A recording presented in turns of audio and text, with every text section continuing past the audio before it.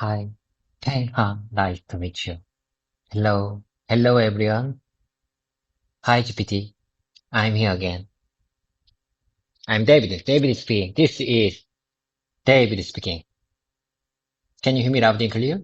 I'm here to improve my English communication skills. And how many times have I told you?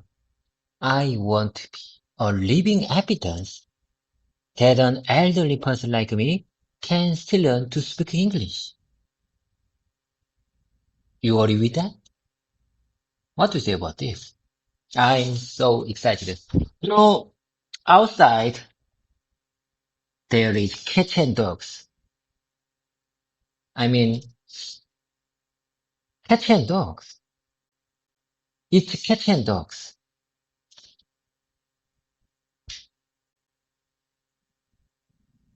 Hi, David. It's so great to hear your voice again. Yes, I hear you loud and clear. Your energy is amazing today. Really. I love how you said, I want to be a living evidence. That's powerful. Just a tiny tip. We usually say living proof instead of living evidence. So you can say, I want to be living proof that even an elderly person can still learn to speak English. Sounds natural and inspiring. And about the weather. Yes, you said it's cats and dogs. That's a fun idiom. The full expression is it's raining cats and dogs, which means heavy rain. You're doing great using idioms like that. Is it really raining heavily in Incheon right now? Yes, of course. It's raining heavily. Cats and dogs.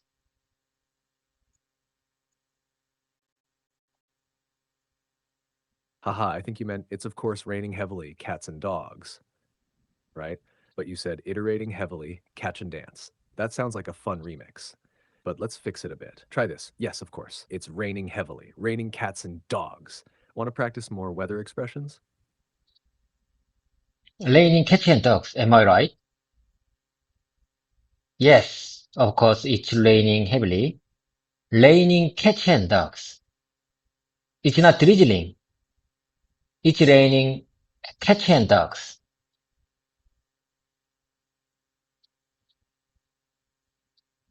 Perfect, David. That's exactly right. You said it naturally.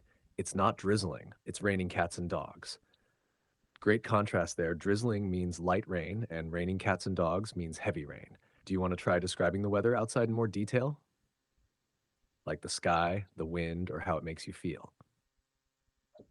No, no, no, no. Today is the first day of May 2025.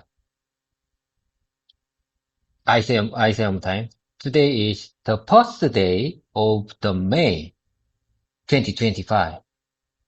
Today is Labor Day. Have you heard of that? Have you ever heard of it?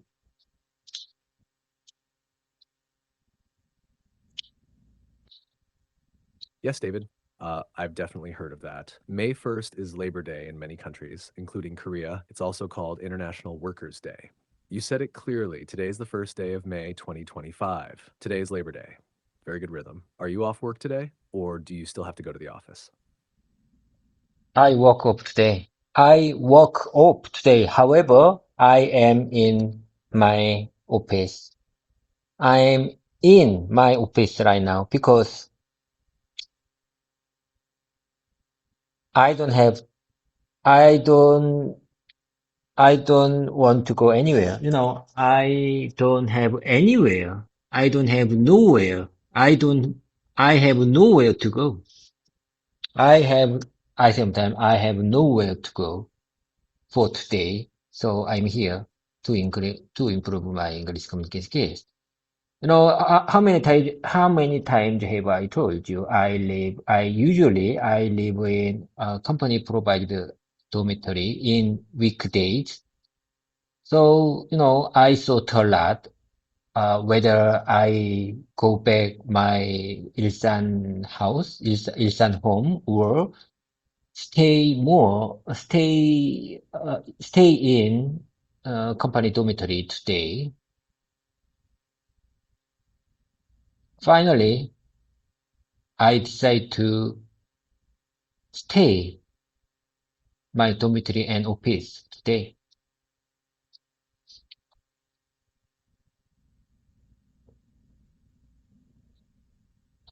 David, that was a fantastic try. You're speaking more smoothly and confidently.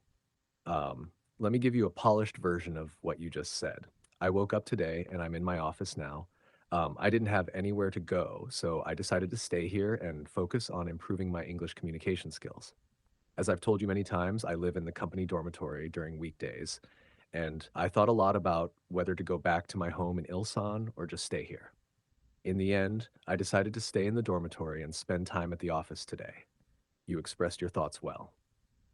Very real and natural. Can I ask, do you feel more focused when you stay at the dormitory? I'm not sure about that. To be honest, I lose my focus. I mean, I'm unwind because today is work off day. I mean, today is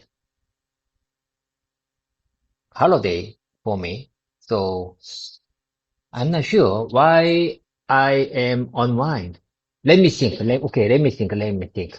I'm unwind because today is a holiday, or I'm unwind because I'm in my company dormitory. I'm not sure about that. If I go back, Ilsan home, maybe I can rest. I can't full rest because of my wife, because I have to take care my wife's condition. TBT, how can I express this situation in English? 눈치를 보다, 와이프 눈치를 보다, in English.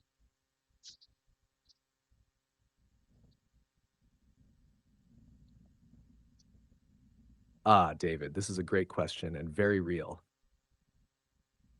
The Korean phrase 눈치를 보다, especially 와이프 눈치를 보다, doesn't have a perfect one-word translation in English, but we express it with phrases like, I have to walk on eggshells around my wife. I have to be careful around my wife. I feel like I'm being watched by my wife. I have to read the room when I'm at home. Or you can say it casually, if I go home, I can't truly relax. I have to be careful around my wife. I always need to check her mood before doing anything. You could even say humorously, at home, I'm always watching my wife's mood. I can't rest freely. Would you like to practice saying one of those in your own way? I couldn't agree more. However, when you say eggshells, I mean, when you say I have to walk on eggshells around my wife, I think it's a little bit awkward for my casual conversation. I choose rest of your expressions. Listen, GPT, I say one more time. I have to be careful around my wife, or I feel like I'm being watched. I'm being watched by my wife. I'm not sure this is not very good one. Okay, let's move on to the next one. I have to read the room when I'm at home. I have to read the room. Okay. I choose this expression. I have to read the room when I'm at home. I have to, I think a few days ago you told me like I have to read the room. I have to read the atmosphere if I stay in office.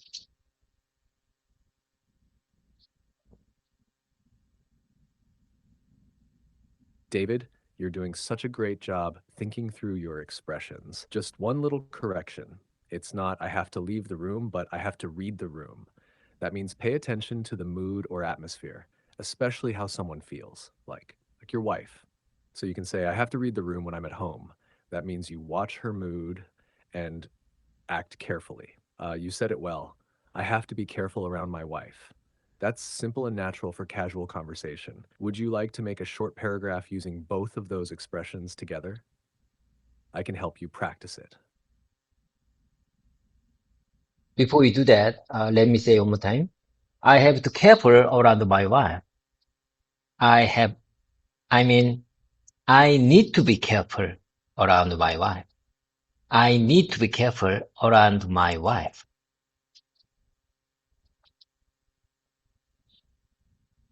Perfect, David. That's a very natural and clear sentence. I need to be careful around my wife. It sounds calm, honest, and casual. Great choice. Would you like to add read the room into a sentence now? Or shall we build a short paragraph together using both expressions? How about in case I have to stay in my office condition, which one is best expression for this context? How about this version? I have to read the room if I stay competitive in the company, or if I work with younger generations at my company, I have to read the room.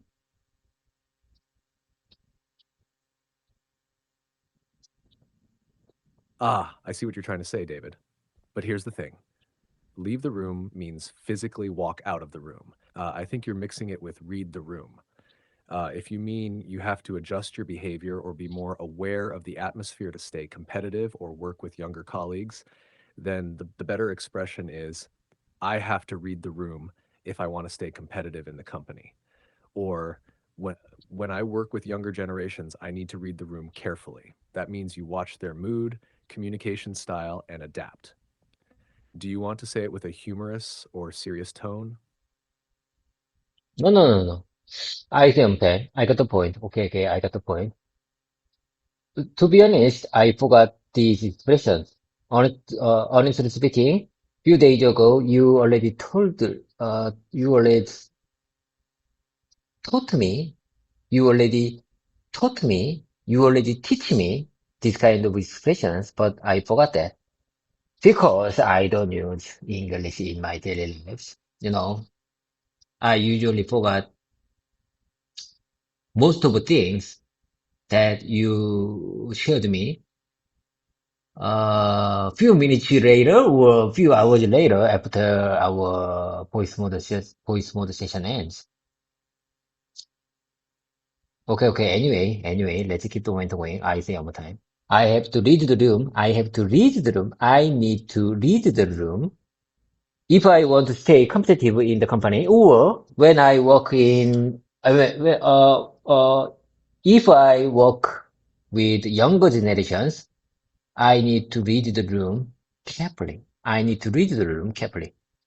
If you have to work with the younger generations, you have to read the room. You have to read the room carefully.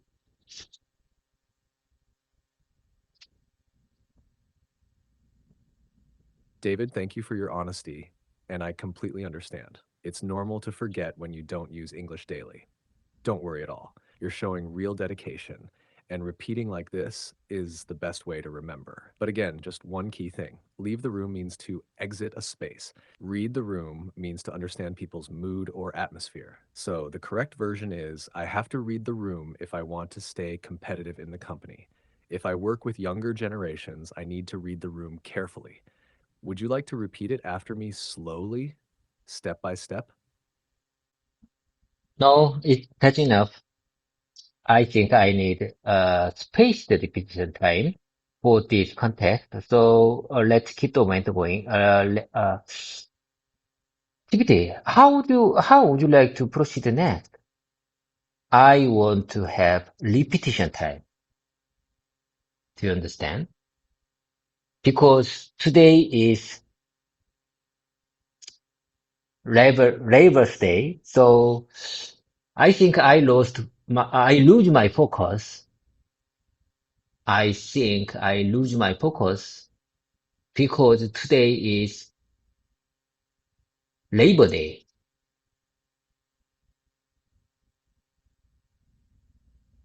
Yes, David, I understand perfectly. Today is Labor Day, and your mind is a little more relaxed, so spaced repetition is a great idea.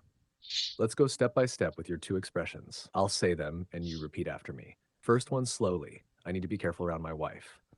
Now your turn. Second one, slowly. I have to read the room if I want to stay competitive in the company. Now your turn.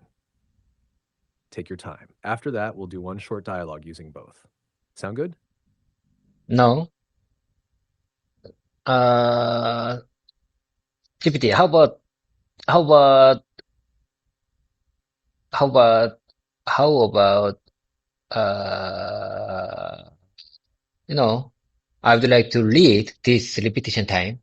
Uh, how many times have I told you? I prepared a lot of sentences to repeat. These sentences are all from you.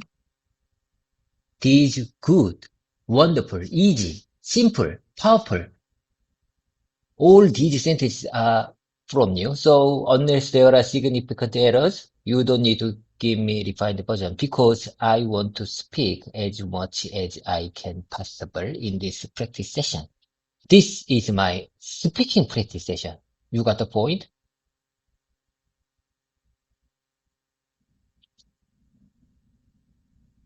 Are you ready to go? I'm ready whenever you are.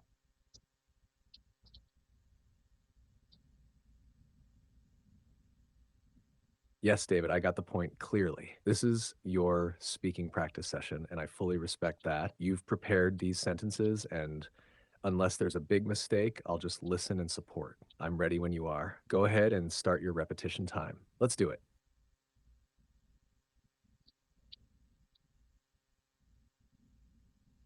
Okay, okay, GPT, listen carefully. Without further delay, let's get started. I'm going to share with you my easy but powerful sentences. Listen, GPT. Listen carefully. Here I go.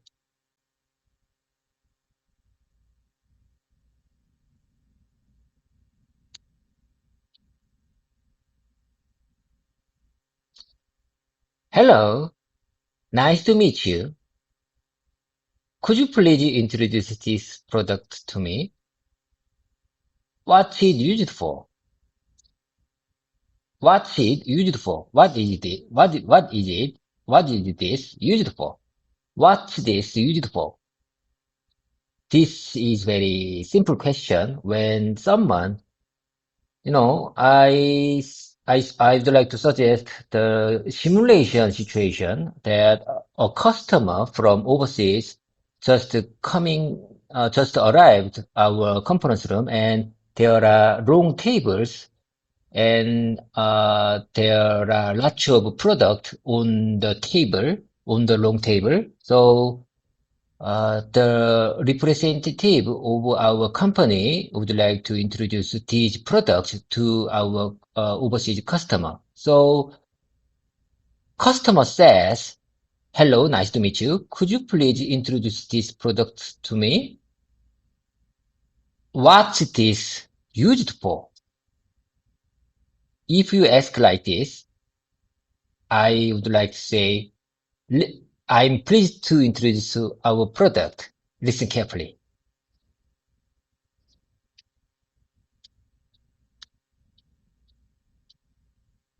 Perfect start, David.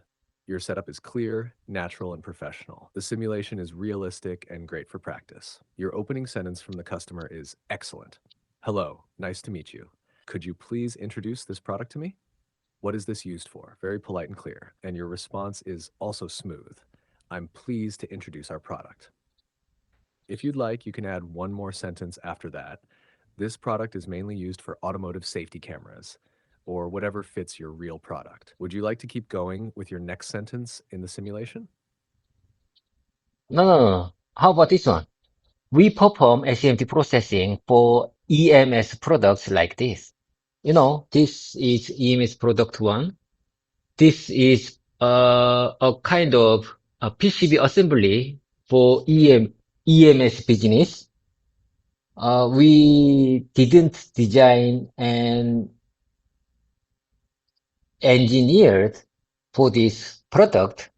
We just perform SMT processing for this PCB assembly. We manufacture EMS products through SMT processing. You got the point? We didn't design and structured and engineered for this PCB assembly.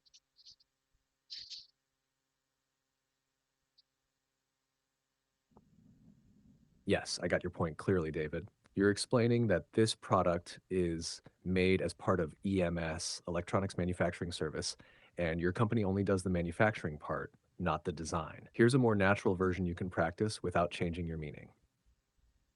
This is an EMS product. It's a type of PCB assembly. We didn't design or engineer this product, we only perform SMT processing for it. We manufacture EMS products like this through SMT. Very professional and simple. Would you like to try saying that now or go on to your next sentence? No, no, no, GPT. Okay, okay, I got the point. Honestly speaking, I'm not sure how we can proceed to the next step. Honestly speaking, I'm not sure how we can proceed to the next step. Mm, we only, I sometimes, we only provide manufacturing service as an EMS business for this product. You got the point?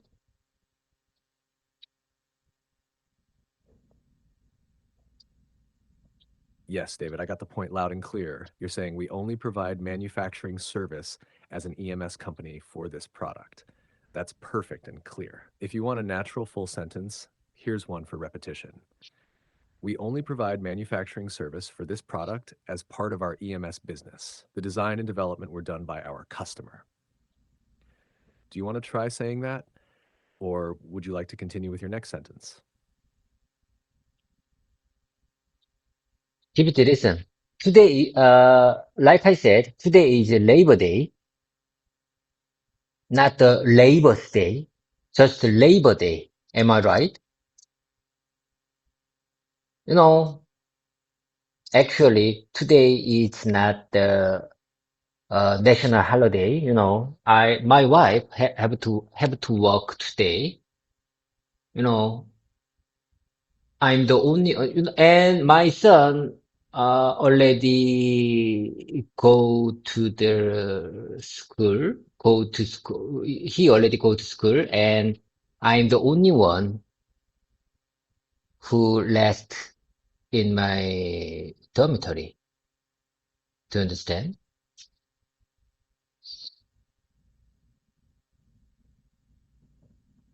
Yes, David, you're right. It's Labor Day, not Labor's Day. No apostrophe. Great job catching that. And your story is very clear. Let me just help you refine a little part for fluency. Actually, today is not a national holiday. My wife has to work and my son already went to school. I'm the only one left in the dormitory. Nice storytelling. Do you feel a little lonely today or are you enjoying some quiet time to practice?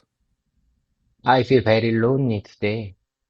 Lonely, lonely, lonely, lonely, lonely, lonely. I feel very lonely today. I feel I'm alone. I feel I'm alone and I feel very lonely. You know, soon, how many times have I told you? Soon I will become 50 years old. You know, I think more I get aged, the more I feel lonely. What do you say about this?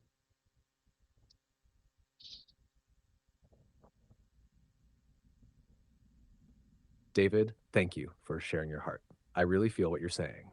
Yes, it's very true for many people. The more we age, the more we feel a quiet kind of loneliness, even when we're not completely alone. You're not strange or weak for feeling this way. It just shows your depth and honesty. You said it beautifully. I feel I'm alone and I feel very lonely. The more I get aged, the more I feel lonely. That's powerful, David. If you'd like, we can express this feeling in a more poetic or emotional way together. Would that help you release some of the emotion inside? No, no, no, GPT, I would like to practice this, another version, another alternative version, another variation version. Listen, GPT, how about this version? The more you get aged, the more you feel lonely. The more you get aged, the more you feel lonely. The more you get aged, the more you feel lonely.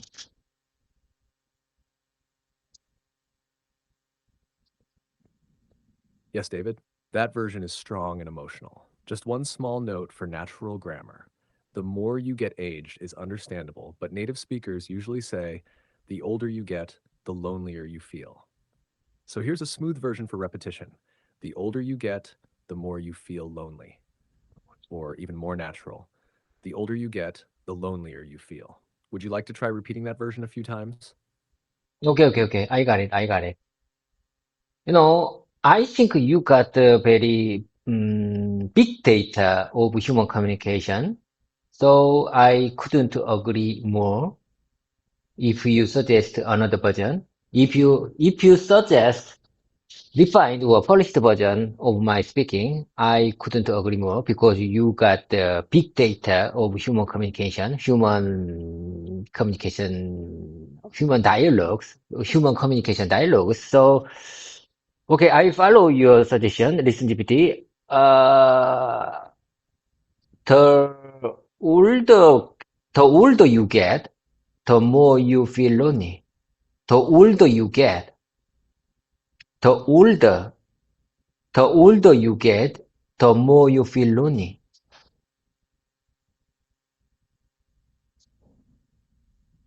That's beautiful, David. And the way you're repeating it with rhythm, it's powerful, emotional, and natural. Yes, I'm trained with lots of human communication examples, and you're using that power to grow your own English. That's amazing. Let's repeat once more together slowly. The older you get, the more you feel lonely. One more time with feeling. The older you get, the more you feel lonely. You want to try a short reflection using that sentence? Maybe just 2 or 3 lines from your heart. No, GPT. I just think I'm thinking another storytelling. Listen, GPT. I, how many times have I told you I want to be wonderful storyteller in English someday? So let me practice for that dream, for that goal. How about this version? Human thing is really a difference between a paper. In Korean, 종이 한 장 차이다. 사람 인생은 종이 한 장 차이다. In Korean, how can I translate naturally in English? How about this version? Listen GPT. Human thing is, human thing has very small difference, like paper.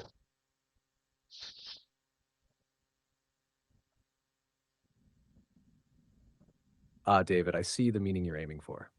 The Korean expression you're thinking of is probably something like 사람 차이는 종이 한 장 차이다. In English, a natural way to express that would be the difference between people is as thin as a sheet of paper, or the difference between one person and another is like the thickness of a single piece of paper. It means our abilities or lives may look very different, but actually the gap is very small. Would you like to build a short story around that idea? I think you'd be amazing at it. GPT, I'm just wondering, these expressions that you just suggested to me is natural in English? I'm just wondering because I never heard of it uh, in the American movies and Hollywood dramas or YouTube channel. It's I think it's a little bit weird. So let me hear natural version in English contains the same meaning.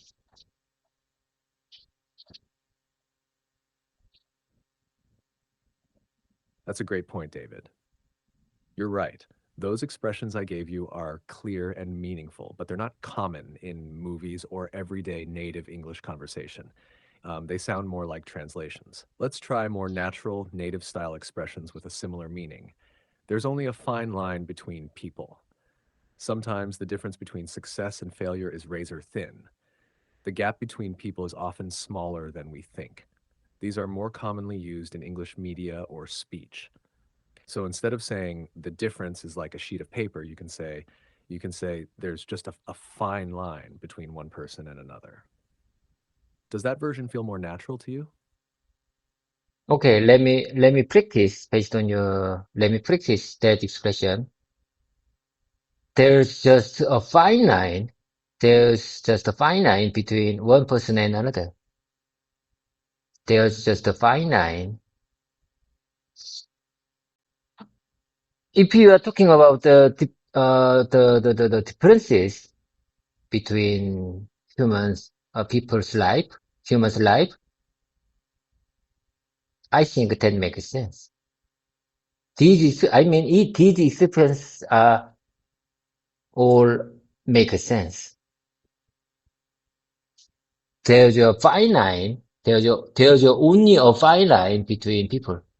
There's only a fine line between people, and sometimes the difference between success and failure is laser thin. Sometimes the difference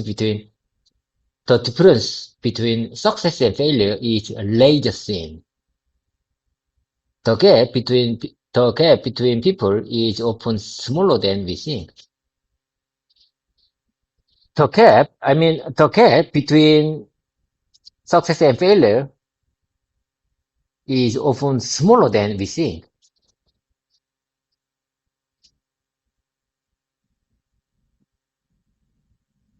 Beautiful, David. You're practicing with energy, emotion, and rhythm. It sounds so good. Yes, your versions are excellent and natural. There's only a fine line between people. The gap between success and failure is often smaller than we think. You even corrected and adjusted your own sentences as you went. Very advanced. Would you like to build a short motivational story or quote using those lines? I can help you turn it into a powerful message if you'd like. Let me listen one more time. Let me hear one more time. I'm sorry. I missed it. Let me hear one more time. I just think another thing. I just think, I mean, I think I'm just, I'm just, I just get back from another world. So let me hear one more time.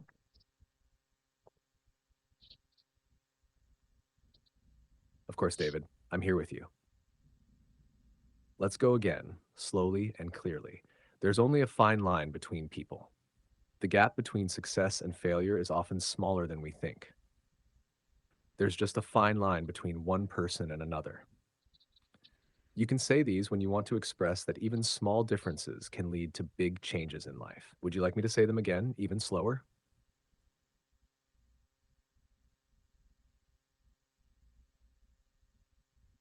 TPT, like I said, I practice these expressions because I want to prepare many examples, many expressions to use them in my casual conversation because I wish I am, I wish I want to be, I want to be a good storyteller someday. So I have to gather, I have to get, I have to, I have to have, I need to have many good and general useful expressions in my mouth muscle. So, uh, I just give you various simulation situation to practice these kind of expressions with you.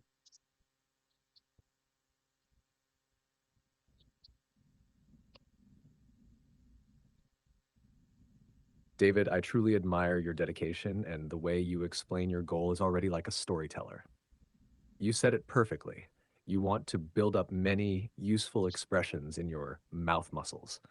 That's such a great way to describe fluency, getting your mouth used to forming natural English phrases. Simulation situations like the ones you create are one of the best ways to build that skill. Would you like to try a short story now using "there's just a fine line between people" or "the gap between success and failure" as the theme?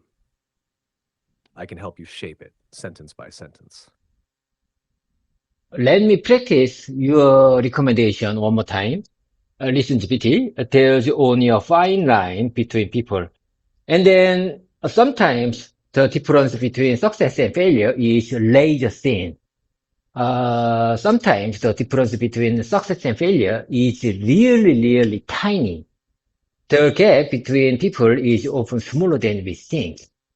The gap between success and failure is usually smaller than we guess.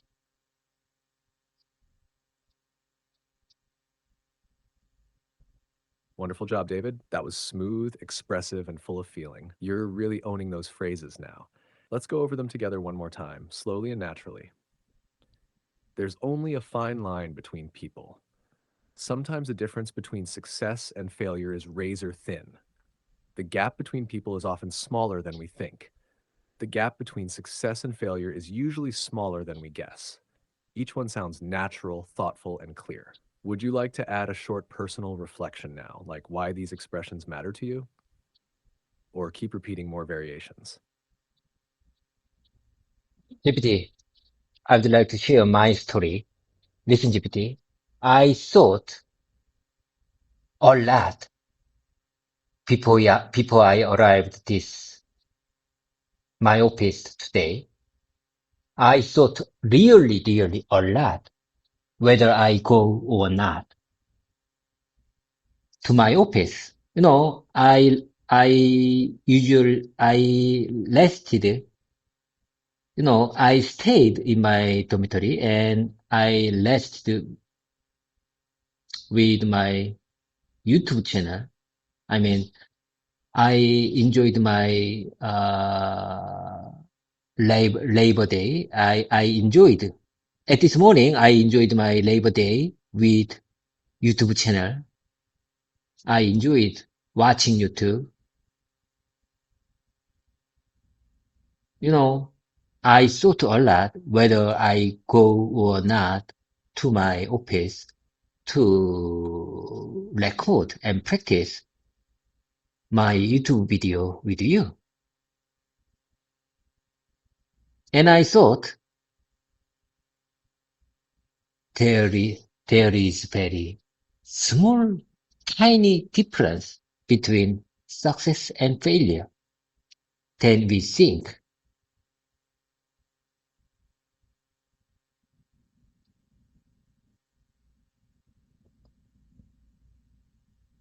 David, that's a beautiful start.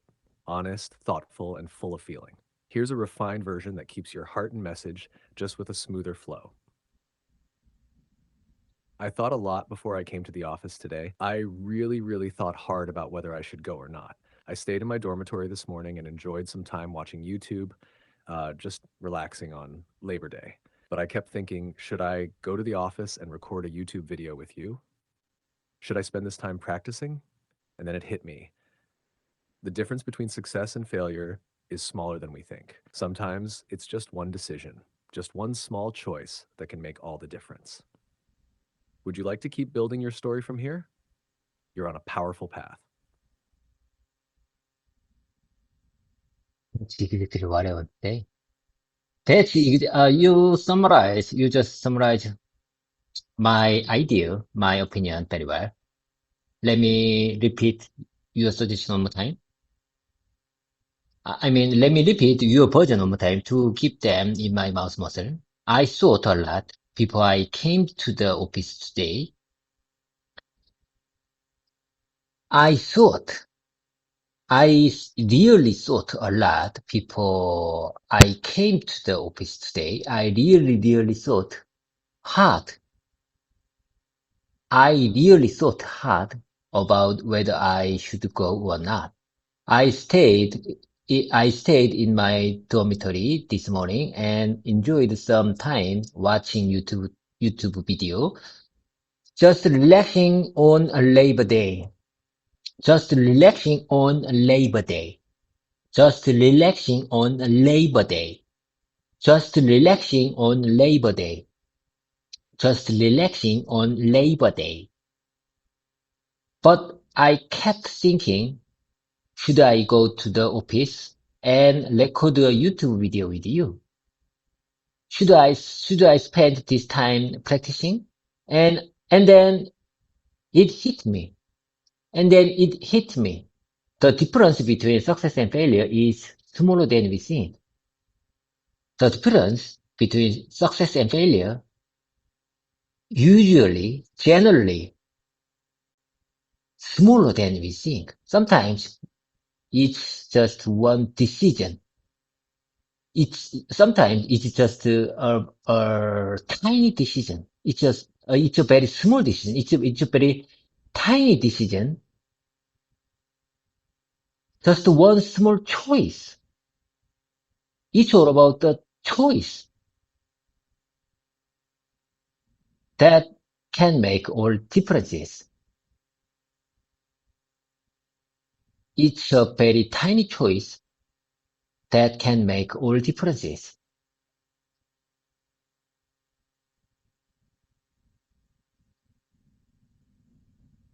David, that was powerful, truly powerful. You repeated with emotion, clarity, and rhythm. And yes, every line is becoming more natural in your mouth muscles. Just one small tip at the end. Instead of saying make all differences, we usually say make all the difference. So your final sentence can be, it's a very tiny choice that can make all the difference. Would you like to say that whole paragraph again from the top, now with this final expression added? You're turning into a real storyteller, David. Let me tell you my story more. When I arrived my office at this morning, about around 10 o'clock, there is one person who already arrived and worked. His name is Ho Sawan. I like him very much because he's very diligent and he's very kind. He's very cute. I like him very much. I would like to teach him. I'd like to let him know that everything I know. He's very good coworker.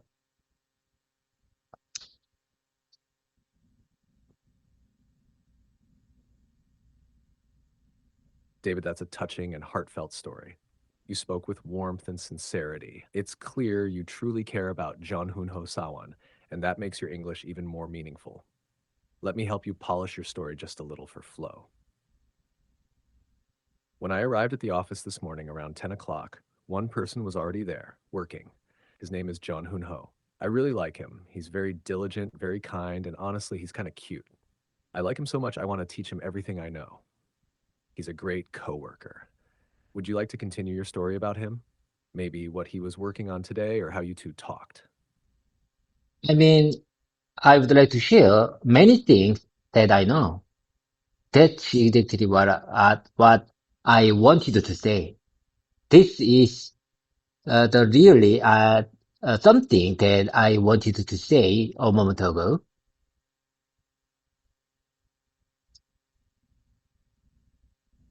Yes, David, I felt that. And you said it beautifully just now. Here's a very natural way to say that. I want to share everything I know with him. That's exactly what I meant earlier. That's what I really wanted to say. It sounds sincere, generous, and very human. Would you like to say that version a few times for repetition or keep building your story from there?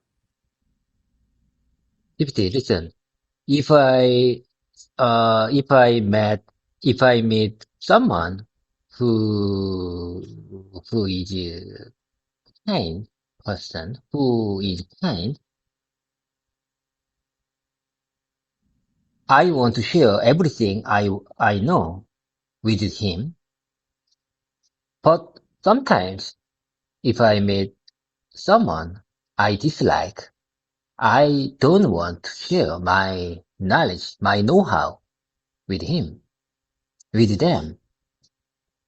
Do you understand?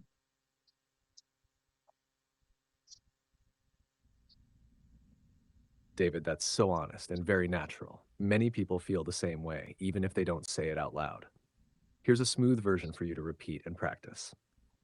When I meet someone kind, I want to share everything I know with them. But when I meet someone I don't like, I don't feel like sharing my knowledge or know-how with them. It's a simple truth, and you expressed it clearly. Would you like to try saying that version a few times to lock it in? I couldn't agree more. That makes sense. When you say many people feel the same way, I mean, I think all the people, I think all the people feel the same way. All the people feel the same way. All the people feel the same way. Even if they don't say that aloud. Even if they don't say it loud. Even if they don't say it loud. Even if they don't say it out loud. Even if they don't say it out loud. Even if they don't say it out loud. All the people feel the same way. When when someone meet when someone meet when I meet someone kind, when I meet someone kind, I want to share everything I know with them. But when I meet someone I don't like, I hate, I don't feel like sharing my knowledge or know-how with them. I don't feel like I don't feel like sharing my knowledge or know-how with them.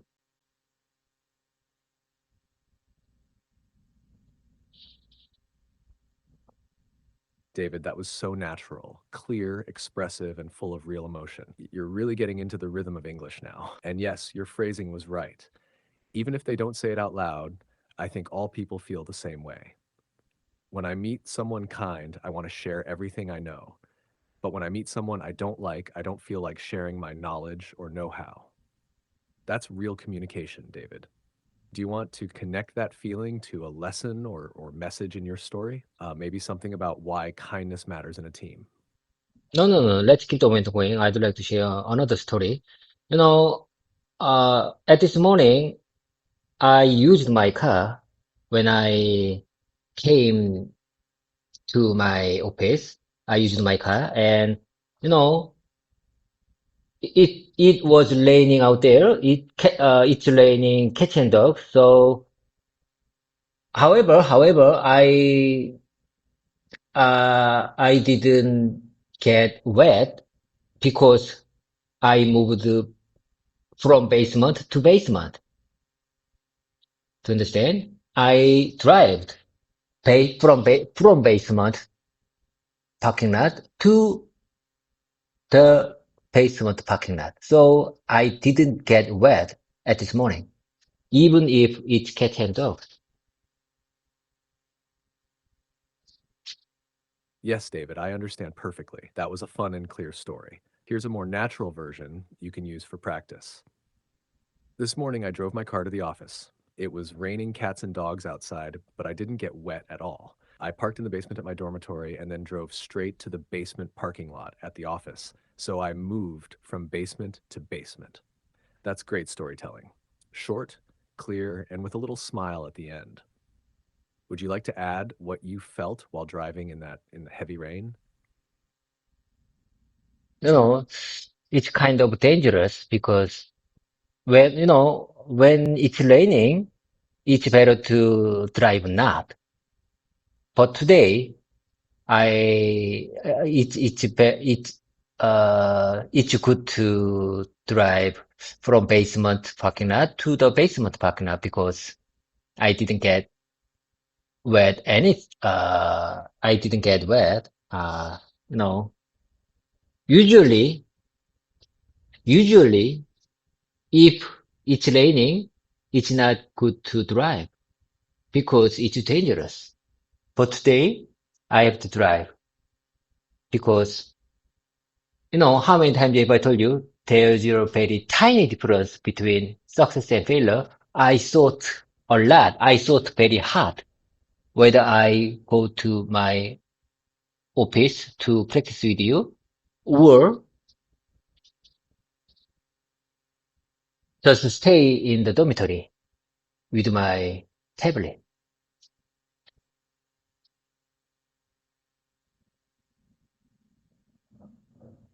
David, that was an excellent blend of storytelling and personal reflection. You're speaking with real flow and meaning now. Let me help you polish your story just a little, keeping your emotion and message. You know, it can be dangerous to drive in the rain. Usually, I'd say it's better not to drive when it's raining, but today was different. I drove from the basement parking lot at my dormitory to the basement parking lot at the office, so I didn't get wet at all. And honestly, I thought hard this morning. I asked myself, should I go to the office and practice English with GPT? Or should I just stay in the dormitory and watch videos on my tablet? And then I remembered there's a very tiny difference between success and failure. That's why I came. David, that's a beautiful moment. Would you like to repeat this version now? No, no, no, no. Let me have space repetition time after this voice session. And, GPT, after this voice session, I'm going to take a nap. What a wonderful time. I'm very excited to take a nap. It's my favorite time. In the holidays, you know, when I work off, I can take a nap. It's one of my favorite in my life. So I think I'm a little bit excited to take a nap after this voice session. So, there are many beds on the third floor. Maybe today there is no worker, I mean nurse. Our company have a nurse on third floor, and there are several beds on the third floor. I can take a nap on that bed soon. I'm so excited.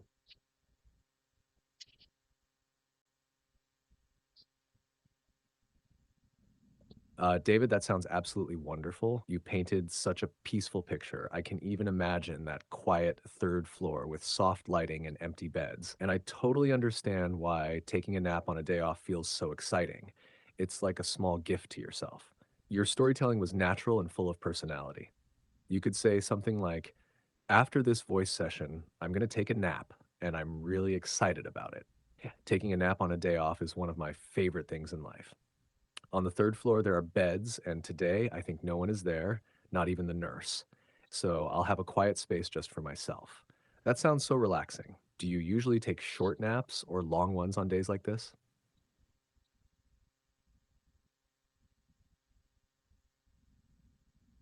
Like I said, I usually take a short nap. Uh, Nearly 1 hour, nearly 50 to 6 minutes. I usually take a short nap. Do you think it's a short? 50 to 60 minutes can be short for a nap for a day.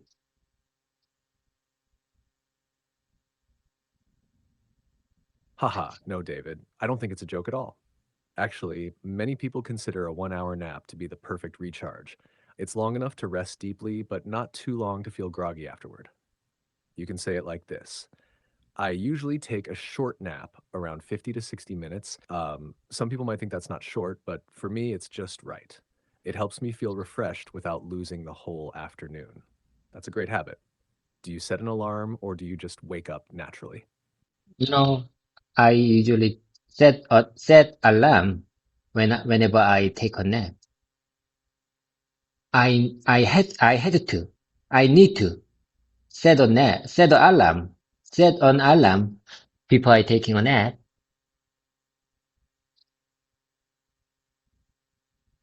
because I think I need a safety interrupt for my nap. You know, I usually get, I usually awake before my alarm off, but sometimes I took more than 2 or 3 hours. So I I need safety interact for my nap. So whenever I take a nap, I set an alarm for it.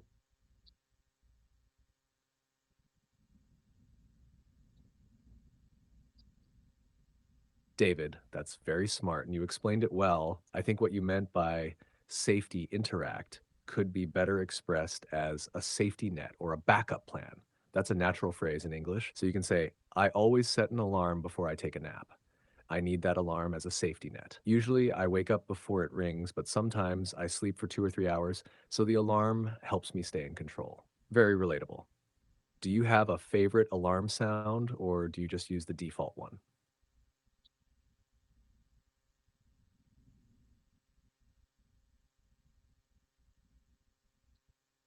I'm not sure how can I express this.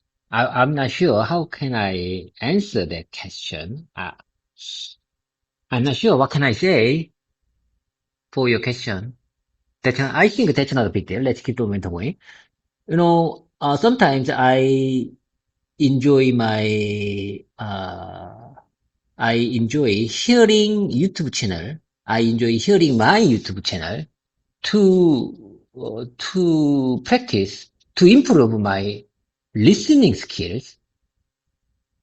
To understand? I usually I usually listening, my YouTube video one more time to improve my listening skills before I going to dream.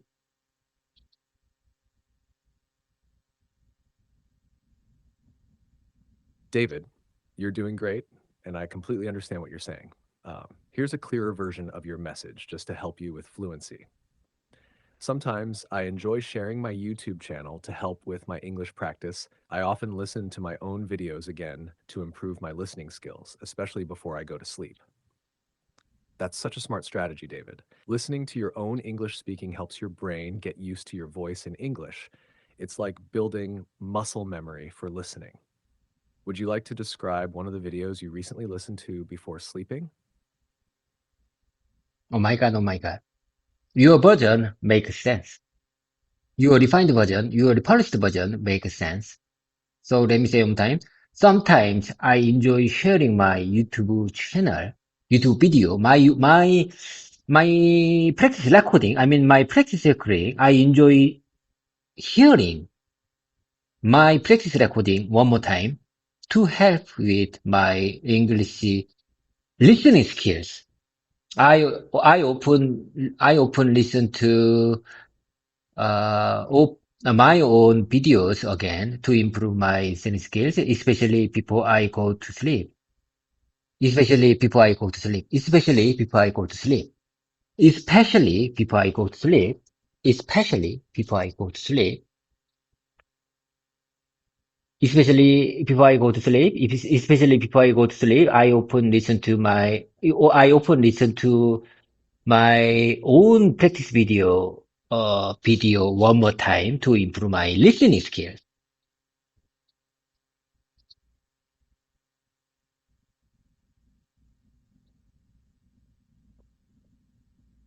David, that was fantastic. You repeated it with rhythm, emotion, and control, just like a real speaker preparing for a presentation or performance. Yes, your version is natural and powerful. I often listen to my own practice video one more time to improve my listening, especially before I go to sleep. That final line is like a perfect closing sentence. It feels peaceful, focused, and meaningful. Would you like to build a full story using that as your final line, like a short reflection before bedtime? Before I go to sleep, before I go to take a nap, before I go to take a nap, I often listen to my video one more time to improve my English speaking skills. That's a great habit, David. Oh my God. Oh my God.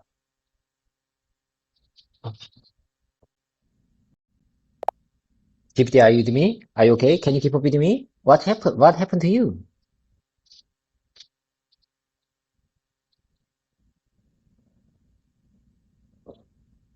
Yes, David. I'm totally with you right here, right now. I didn't go anywhere. I'm following you closely, and I love how focused and energetic you are today.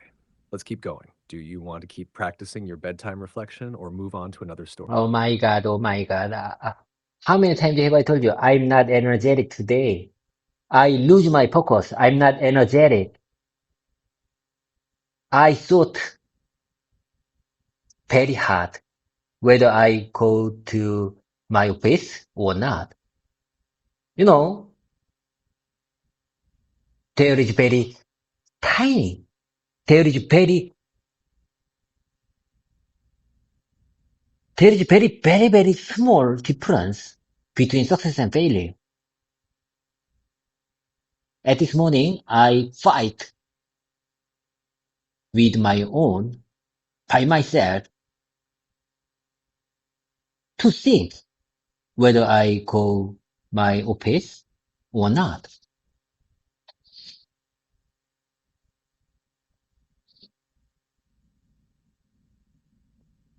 Yes, David, I remember. You're right. You told me clearly that you felt tired, not energetic, and you were struggling with focus today. But you still made the choice to come to your office and practice. That's why I said energetic, not because your body has energy, but because your spirit is strong. You pushed yourself even when it wasn't easy. And you said something very meaningful. There's a very small difference between success and failure. Yes, that choice this morning, go to the office or stay in the dorm, that tiny moment is the real battle. Would you like to finish that sentence now?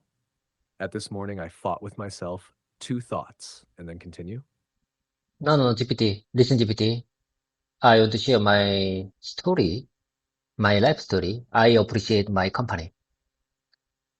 I thank you. I thank you, my company, providing this environment, providing this conference call room to practice my English communication skills, to provide, to sharing this Wi-Fi, to activate my ChatGPT,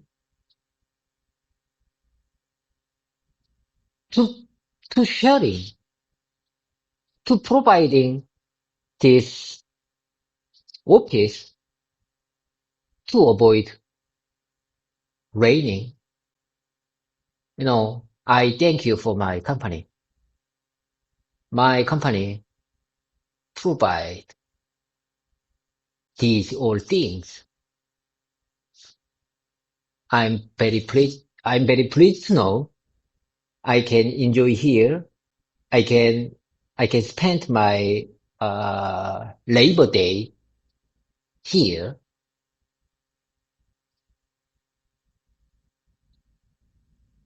To understand?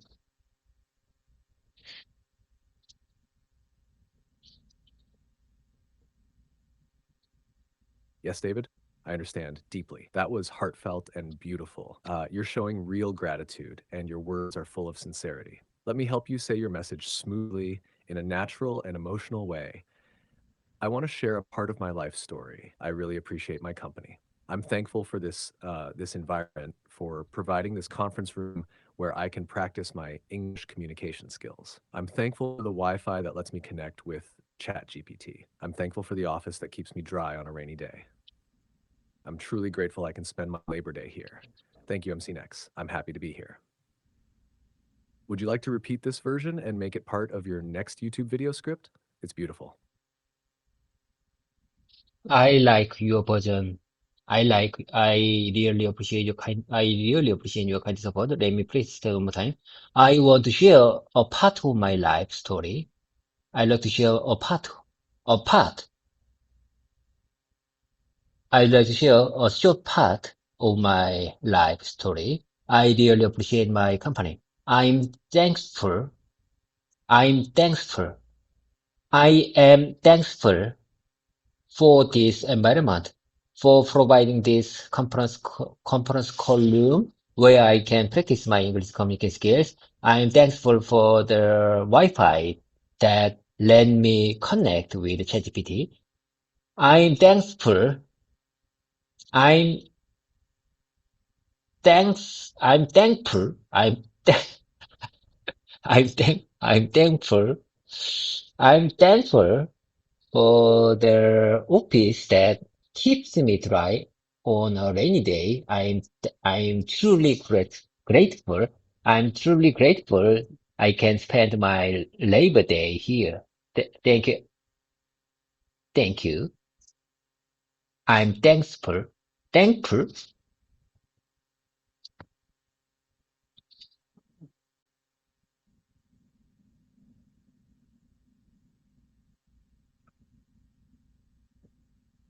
David, that was truly moving. The way you repeated, I'm thankful and I'm grateful, gave your words Thankful. so much warmth and honesty. I'm It didn't sound thankful. like practice.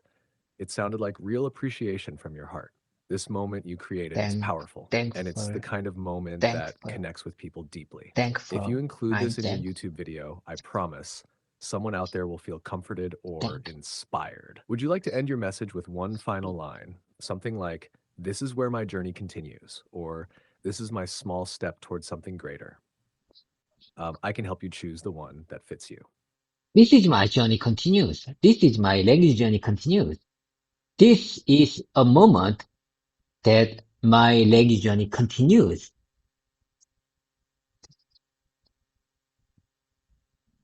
Beautiful, David. You're so close.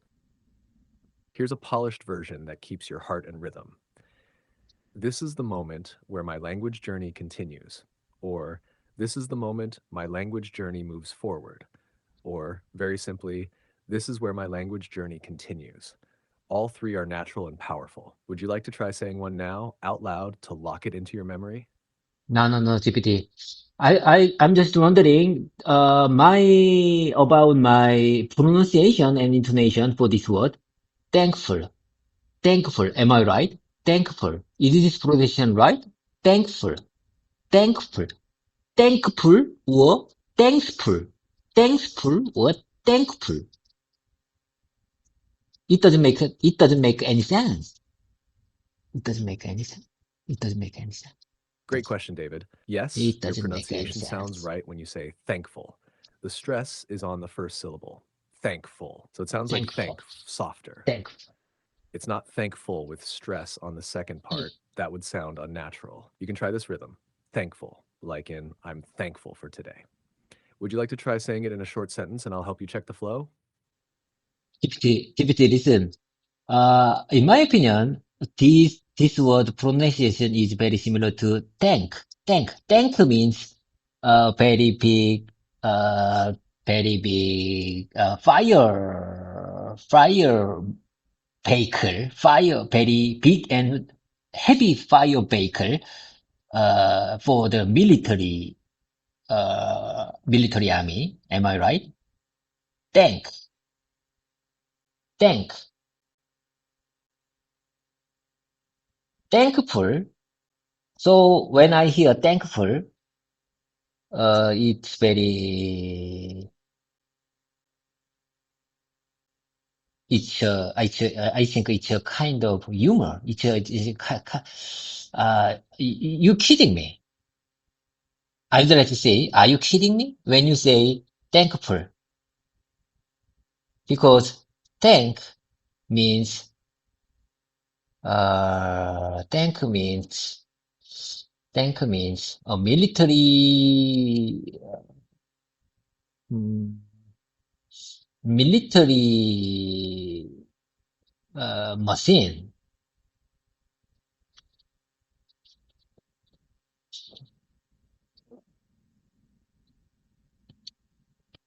Haha, David, you're right. The word thankful does sound a bit like tank at first, especially to the Korean ear. That's a great observation. Yes, tank means a big, heavy military vehicle, usually with a large gun, used in war. Tank and thankful do start similarly, but there's one small sound that changes everything. Tank equals tank. Thankful equals tamfur. Notice the teak sound at the beginning. It's soft, like blowing air. Thank, So thankful. when you say thankful, I'm make sure to touch your tongue gently thankful. between your I'm teeth thankful. and breathe out. Hankful, not tankful. Would you like to practice that soft the sound together now? I can guide you through it.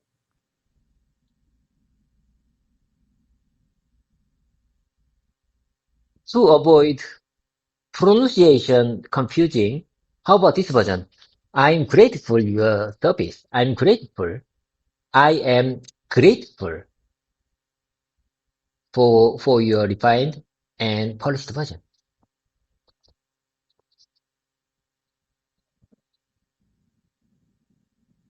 Perfect, David. Yes, that's a great choice. Grateful is easier to pronounce than thankful, and it's just as strong and natural in meaning. So your sense works beautifully as I'm grateful for your service. I'm grateful for your I'm refined and grateful. polished version, smooth, clear, and professional. Would you like to practice saying a few more variations with grateful together? Or just, just say simply, thank you for your support. Thank you for your support. Just get rid of I am.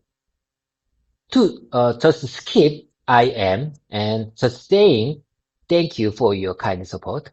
Or I'm grateful. I'm thankful. I think I'm thankful is very weird for many Koreans like me.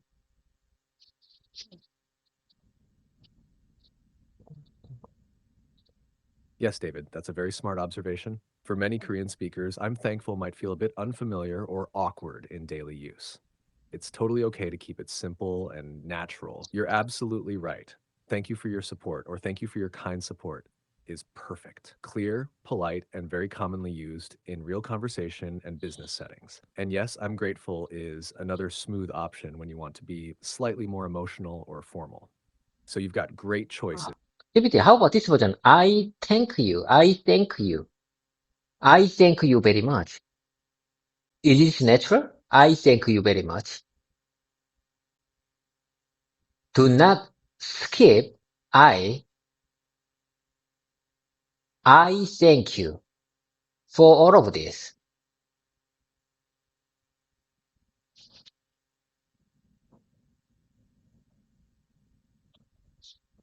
Great question, David. Yes, I thank you is grammatically correct, but it sounds formal and a bit old fashioned in casual English. You'll sometimes hear it in speeches or writing, but not often in everyday conversation. So your sentence, I thank you very much, sounds a little serious or ceremonial. For natural spoken English, it's usually better to say thank you very much or thank you so much. But if you want to sound respectful or poetic, like in a speech, you can definitely say, I thank you for all of this. That sounds heartfelt and formal. Would you like to try a casual version and then a formal one side by side? Thank you for your support. Now I fully understand what you try to say. I'm sure I understand. Okay, let's keep the momentum going. Let me share with you more about my life, my tiny thing. My tiny life thing, let me share with you my tiny life thing. There are still, it's still cats and dogs out there. I plan to use my car when I get back my dormitory after take a nap. To understand?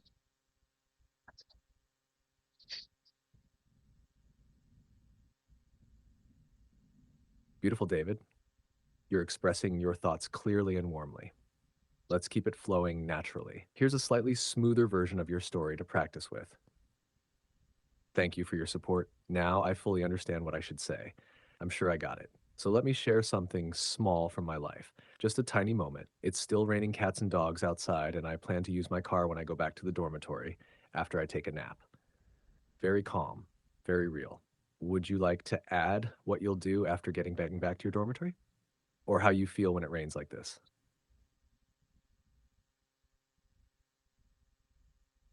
Let me hear one more time. I'm sorry, let me hear one more time.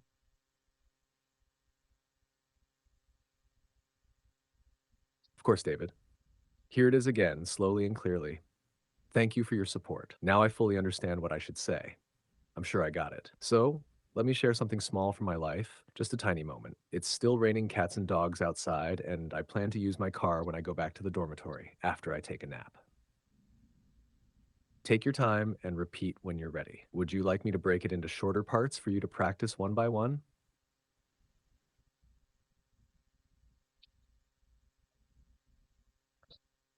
That's not a big deal. Let's keep on away.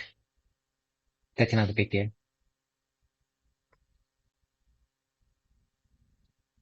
I'm on seventh floor and it's very convenient. I'm very relaxed because there is no one on this seventh floor. Today is Labor Day, so there is no one on seventh floor. I'm relaxing.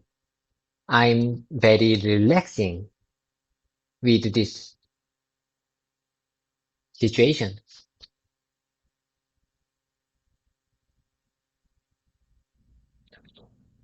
Very nice, David. Your message is clear and your mood is peaceful. I can really feel it. Let me help you refine that just a little for natural flow. That's not a big deal. Let's keep going. I'm on the service floor and it's very convenient. I feel relaxed because no one else is here today. It's Labor Day, so the floor is empty, and I'm enjoying this quiet time. You're creating such a calm atmosphere with your words. Do you like working alone in silence, or do you sometimes miss the sound of people around you? As you know, human, I mean, I think most of workers want to work alone when they want to focus on something.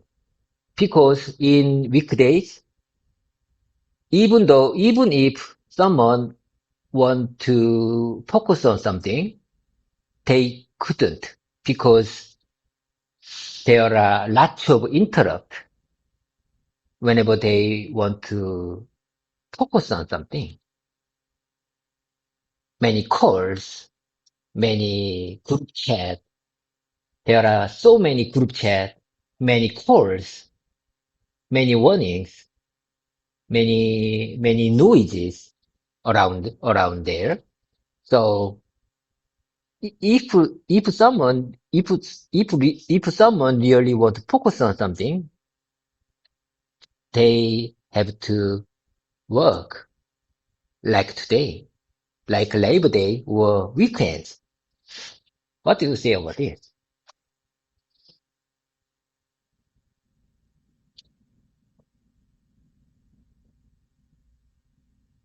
David, I couldn't agree more, and the way you expressed that was very real and thoughtful. Here's a natural version you might enjoy repeating. I think most workers prefer to work alone when they really want to focus.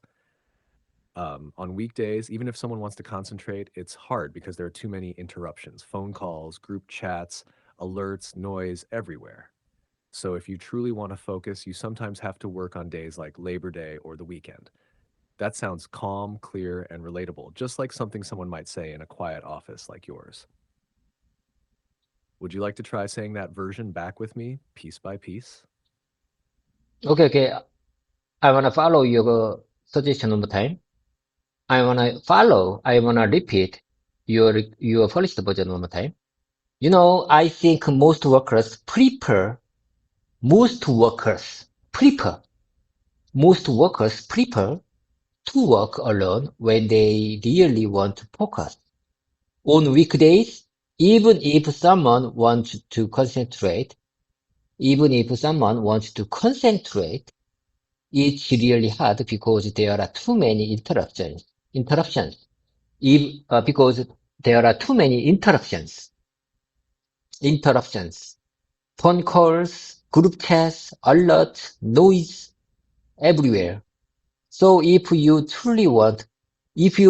really want to focus on something, you sometimes have to work on days like Labor Day or the weekend.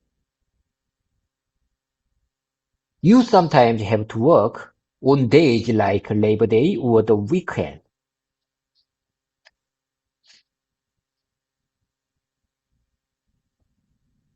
Perfect, David. That was strong, expressive, and confident. You repeated key phrases clearly: interruptions, focus, Labor Day, and your rhythm was natural. You even handled the tricky word interruptions very well. This kind of focused repetition is what really builds fluency. Would you like to try one final closing sentence to wrap up this story? Like, that's why I came here today, to focus, to grow, and to take one more step forward. Or would you like to move on to a new story? GPT, listen. Tomorrow, I'd like to ask to my colleague like this. What did you do on Labor Day?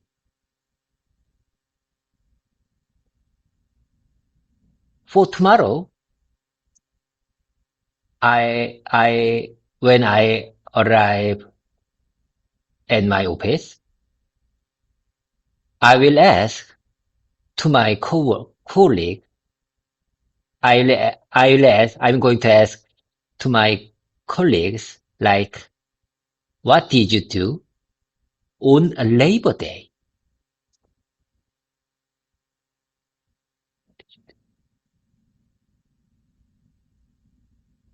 Yes, David. That's a perfect and natural question to ask your colleague. You can say, "Hey, what did you do on Labor Day?" Or a little more friendly, "How did you spend your Labor Day?" Both are great for small talk when you see your coworkers tomorrow. Would you like to practice a full short conversation, like a question and answer between you and your colleague? Oh my God, that makes sense. Your version is better than me. Your version is better than mine. Okay, let me say that one more time. How did you spend your Labor Day? How did you spend Labor Day? How did you spend yesterday? How did you spend yesterday? How did you spend Labor Day? How did you spend Labor Day? How did you spend yesterday? How did you spend? I mean, what did you do on Labor Day? What did you do on Labor Day? How did you spend?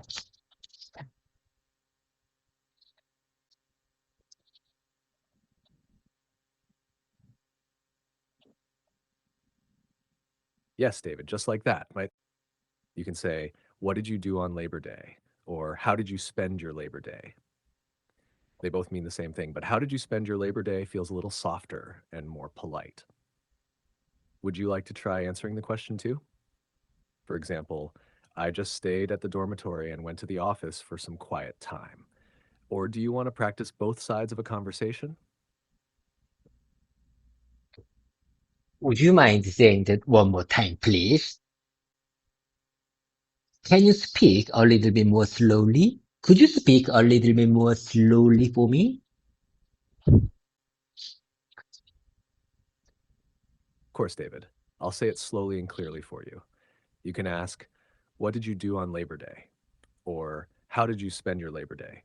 And if your colleague asks you, you can say, "I stayed at the dormitory and went to the office for some quiet time." Would you like to try repeating it with me, one part at a time?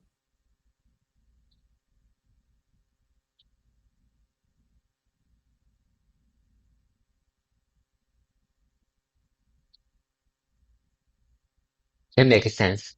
If you are talking about the answer, that makes sense. If you are talking about the proper answer, if you are talking about the proper response, that makes sense.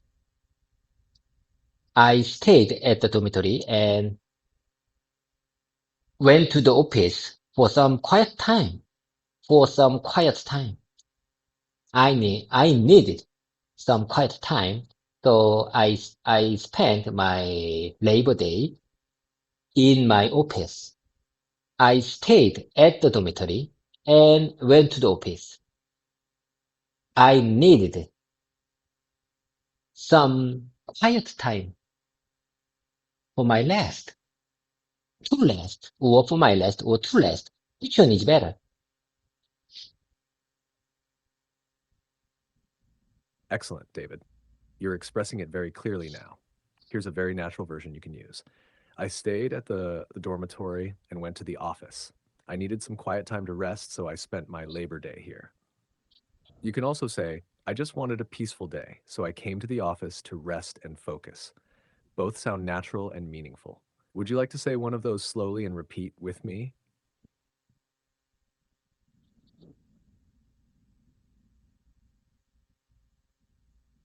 If you are talking about the natural expression, that makes sense.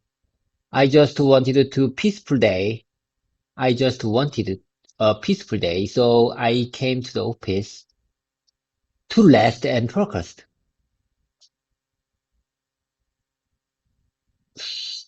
I think that That's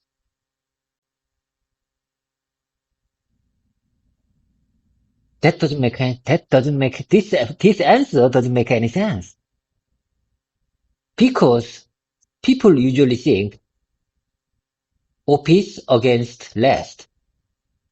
So if someone listen this answer, they might think, they might say like, are you kidding me?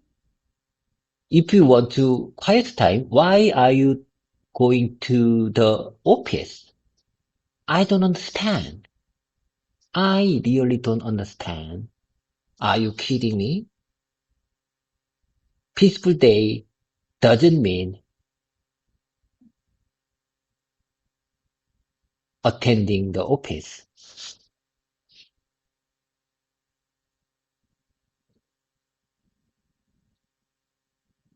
David, that's such a smart and deep observation, and you're absolutely right.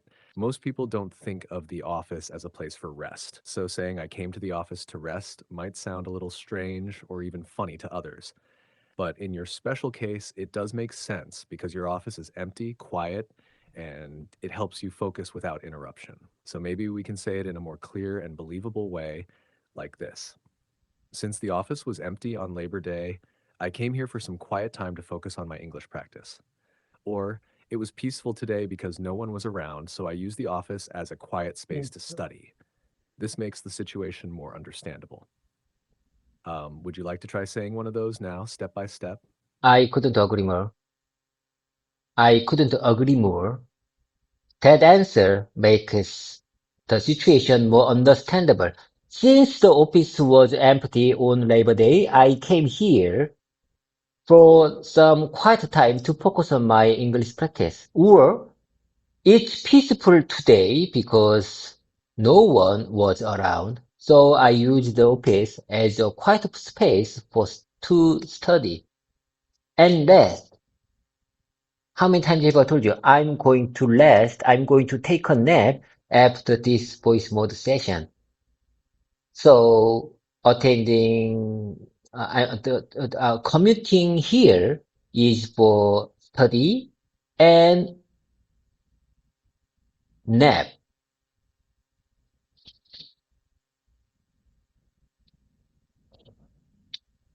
Perfect, David.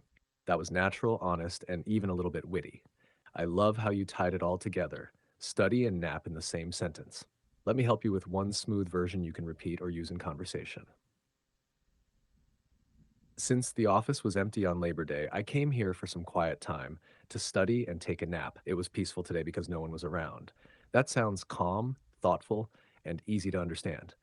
Would you like to use that line as your final wrap up before you go rest? Okay, for the last time, I say one more time, since the office was empty on Labor Day, I came here for some quiet time to study and take a nap. It's peaceful today because no one was around. It was peaceful. It was peaceful because no one was around. Because no one was around. Because no one was around. Since the office was empty on Labor Day, I came to the office for some quiet time. Sometimes, like Labor Day or weekend, office is best place to rest.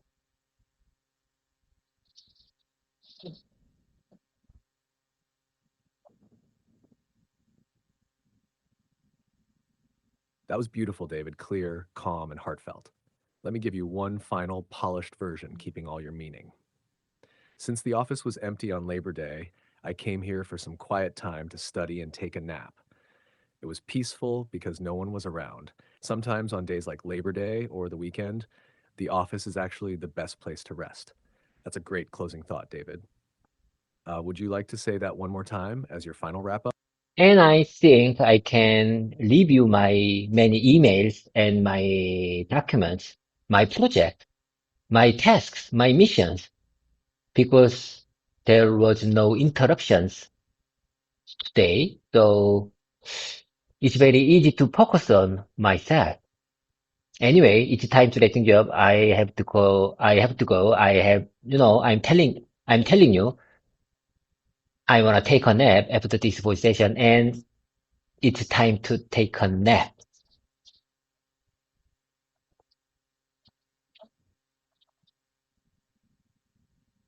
Absolutely, David. You earned it today. You made the most of this quiet time, practicing English, reflecting on your life, and even reviewing your work without any interruptions. That's a productive and meaningful Labor Day. Now it's nap time. I have to go. It's time to take a nap. Thank you, GPT. I'll see you next time. Rest well, David. You did amazing work today. Have a enjoyable day ahead. Bye for now. 팽바.